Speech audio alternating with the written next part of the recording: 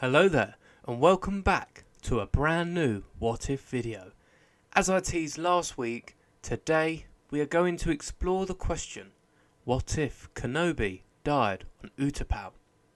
Now this comment was left by Taylor about a month ago on my video where I had Padme going all dark side on Anakin, so be sure to check that out if you haven't. And before we get too deep into the video, I'd just like to explain there are two ways I think Kenobi could have died on Utapau, and instead of splitting it up into different videos, making you wait and then have to find them, I decided to whack both of them in the same video and then explore the galaxy if either were to take place. Now, the first death for Kenobi on Utapau would come during his battle with Grievous. It'd play out much like usual, and this time when he loses his saber, this weapon is your life. He would crash as usual, with Grievous and Kenobi fighting over the edge of the huge Utapau tunnels, and this time Grievous would grab Kenobi rather than shoving him and throwing him back, lifting him into thin air and choking him out. Grievous would throw his body off the side for all the clones to see, with Cody just about to contact Mace. But before he could patch through, Execute Order 66. Now, the other death would come after Grievous is defeated, as we see in Revenge of the Sith. Kenobi is en route to Cody's location, however, takes his time destroying all the hiding droids we see him fly past in the movie. Now, this would slow him down and uses up the last energy he had in reserves from fighting Grievous. After defeating the last droid he passes, he'd turn the corner. Commander! Pew pew pew pew pew! He's cut off by blaster fire. But not just any blaster fire. Blaster fire from his own troops. The 212th Legion kills the boga that Kenobi was riding, and an injured Kenobi has to use the boga's corpse for cover. He tries contacting the Council on his personal comm, but they were not built for long-range communication. In this moment, Kenobi begins to meditate. But it's a struggle. How could the Jedi be so blind?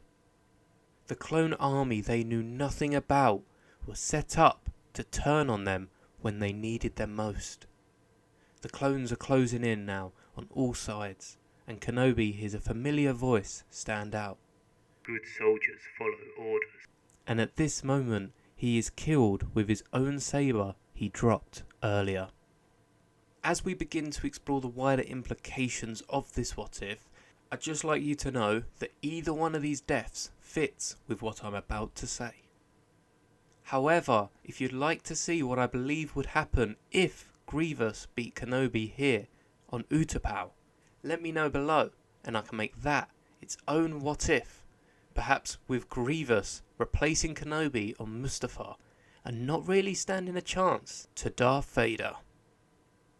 Without Kenobi, the galaxy has changed even more than without General Grievous, as Kenobi was more of a pivotal role during this time, and for many, many years to come, all the way up to A New Hope. Without Kenobi, Yoda would continue as he did in Revenge of the Sith, returning to the Jedi Temple and perhaps dismantling the Return Code himself. Kenobi would never make contact with Bail Organa, and hence Bail Organa would know that Kenobi didn't make it and would have no need to tell Ahsoka, much like he keeps the fact Kenobi is alive from her in canon. In Monday's video, I did cover the Kenobi series where Bail calls out to Kenobi to save Leia, and here instead it would be Yoda called, as Yoda would have to fill in for Ben, which means Yoda would have to watch over Luke on Tatooine. This would perhaps limit Yoda's training with Qui-Gon, however, as we see towards the end of the Kenobi series, eventually Qui-Gon would show up, as Yoda would not be able to cut off the Force for the entirety of his time on Tatooine. This also means Yoda would be watching over Luke for the whole of his time on Tatooine, and perhaps would not have to leave the world to fight Vader, only go in to save Leia, which he would probably do more efficiently than Kenobi. Yoda would be on Tatooine to meet Ezra, with Maul not believing in Kenobi's death, as his spirit does live on. And upon Maul arriving to see Master Yoda, would realise Kenobi is indeed dead, but perhaps would still put up a fight to the old Grand Jedi Master. Yoda would also be there in A New Hope, with Leia calling to Yoda, and would continue to die to a fully powered Vader, as Yoda was well too old to put up much of a fight. It's much like we see Kenobi, he will become more powerful than the both of us. That was a quote used by Yoda and Palps during their fight in Revenge of the Sith, and was indeed true, as he would become more powerful than all of them. Especially with Kenobi not living to go to Mustafar, and to knock Anakin down a peg or two, cutting off his limbs and making him need that suit that is susceptible to lightning, which is exactly how Palpatine manipulates him throughout the movies. There are a few little bits that I'd also like to cover, such as instead of walking to Mos Eisley for a random ship to get them off the planet, Yoda would personally contact Chewie, who is an old friend, and that's how they'd get to the blown up Alderaan. He'd also trained the Empire Strikes Back Luke as a ghost after having died in A New Hope, much like we see Luke does to Rey in the sequels. This would mean that Vader would stay in service to Palpatine, as he'd need to fulfill the Chosen One prophecy. After all, the Chosen One will always redeem himself. It's sort of my own canon event for these What If episodes.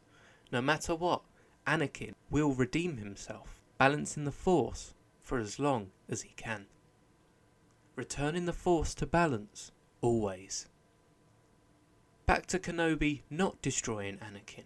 As Vader is full power, there is no excuse for any of the little bits we see throughout the original trilogy and prior to that don't have Anakin using his full potential.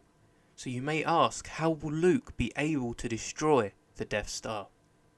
Now Vader reaching his full potential, or perhaps somewhere close to, will not need the 2 TIE pilots he takes to assist him in killing the rebels. Instead, he'll be able to single-handedly take down nearly the whole squadron just by himself. However, when he locks on to Luke's X-Wing and notices a familiar face sat behind the cockpit, R2-D2, he hesitates in killing Luke, feeling a similar connection to him and Ahsoka in Rebels. This would mean he still loses the Death Star, as this gives Luke enough time to fire his proton torpedo down the ventilation shaft. And in Empire Strikes Back, he'd continue to toy with Luke, much like we see in the movie, as he would have realised that this is his son, just like we suspect in the movie. With Luke having survived so far, he'd also meet up with his dad in Return of the Jedi, this time with Vader showing his loyalty to his son, and overthrowing the Emperor with much more ease than we see before. However, with Vader not hanging on to his hate anymore, he will still die due to heartbreak of losing the one he loved and never seeing her again. The reason he dies so suddenly and without much of an explanation is due to the fact that the only thing keeping him on was his hatred for the Emperor and the loss of Padme.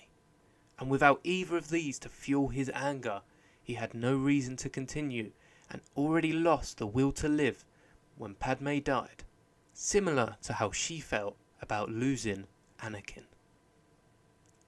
Thank you so much for watching. I hope you do enjoy these videos, as I'm really getting into the groove of making them, so we should have plenty more to come. And thank you so much for all the love on the other ones. My very first What If is nearly at 10k. That just sounds crazy to me. But thank you very much. And here's a sneak peek for the thumbnail of next week's video, as I do like giving you an idea of what's to come. May the Force be with you, always.